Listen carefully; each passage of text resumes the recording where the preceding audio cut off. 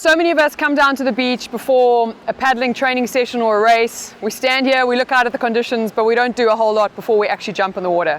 So what we want to do is provide you with a couple of really simple drills that anybody can do, which are going to activate you, warm you up, and just get you a little bit more focused before you get on the water. So what we're going to do is go through 5 drills that are going to help with your range of motion, a little bit of activation, mainly in your hips, in your rotation, and obviously in our shoulders, which is a really big issue for paddlers. First up, we're going to start with just some gentle movements on range of motion in your shoulders. What we're looking to do is not force any range, just to get you comfortably flowing so we get a bit of blood flow through those shoulder joints. Secondly, we're going to move into some squats, and what we're looking for there is to try and get your hips and your legs firing, because believe it or not, paddling is a lot about leg drive. So we've got a few options for your arms. If you're comfortable, you can keep the paddle on your back. If you've got good range in your shoulders, pop it up above your head.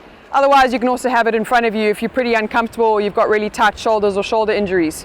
What we're looking to do is nice wide legs. Make it easy for yourself. You want to be comfortable, you want to get warm. Nice wide legs, slightly turned out feet, and we're looking to squat nice and deep with the hips back. So we don't want to be squatting knees going forward over our toes. We want to actually be squatting so that hips are going behind our toes, arms are staying up nice and high in line with our ears. So the whole idea there, whichever position you have, arms nice and relaxed, nice deep squats, about 10 reps, just get the blood flowing through the hips. Alright, so once we've done our squats, we want to try and work on a little bit of rotation. And if we got tight pecs from paddling, tight back, tight hips, we're going to need to try and flush those areas with a bit of blood. So first up, we're just going to try and loosen up. So nothing too hectic. Let your hips move. Let your chest move, try and look behind you. Nice and relaxed, big range. Now your paddle really helps with this, because what you can then use your paddle to do is try and keep your hips a little bit more locked in. And what you want to try and do is use your front hand to really push that back arm back, and what you're going to get is a really tight stretch in your pec. So be nice and gentle with it, just within your range. Relax, loosen it up, other side. Use that front hand to really push the paddle back so your backhand is doing the stretch. 5 to 10 reps on each of those, trying to look forward like you would when you're in your boat, and just let that range in your shoulders slightly come through. So most athletes or most weekend warriors at some stage realize that they've got quite short hammies, especially when we get over the age of 45 and plus. What we're going to try and do is just get you to loosen up your hammies a little bit. So whether you can stretch down to your knees or all the way to the floor, it doesn't really matter. It's only relative to you. So a couple of loosen ups. Let it hang out down to the floor and really try and focus on rolling your back up. So you're going to stretch down, and then you're going to one by one roll yourself back up. Try and loosen up your back. Rolling back down. And then really roll one vertebra at a time, straight back up.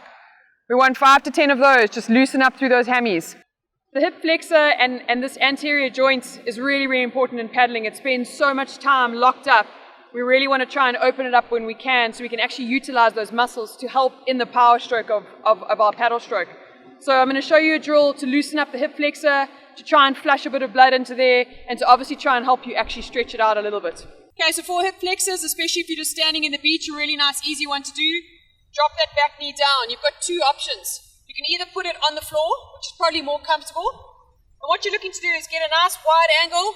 You want to be up tall, stretch the same arm of the leg you're stretching up to the sky, and then really just reach over and flex away from it.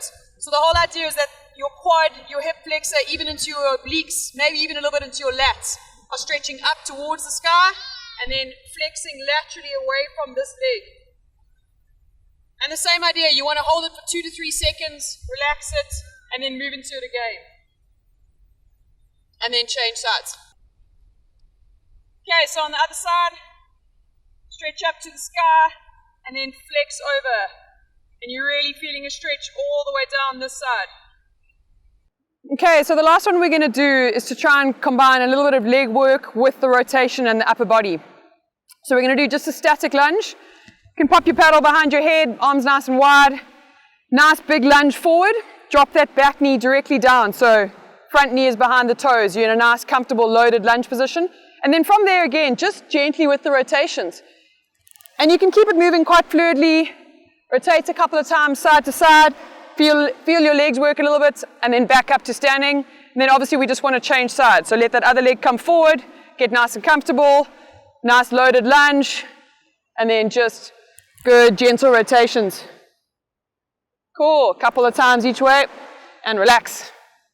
If you enjoyed this video and it's helped you get warmed up before you start paddling, don't forget to subscribe to our YouTube channel, and also make sure you click on the bell so that you can get notifications whenever we upload more videos. Stay tuned, we'll see you on the water, and we'll see you back on the beach.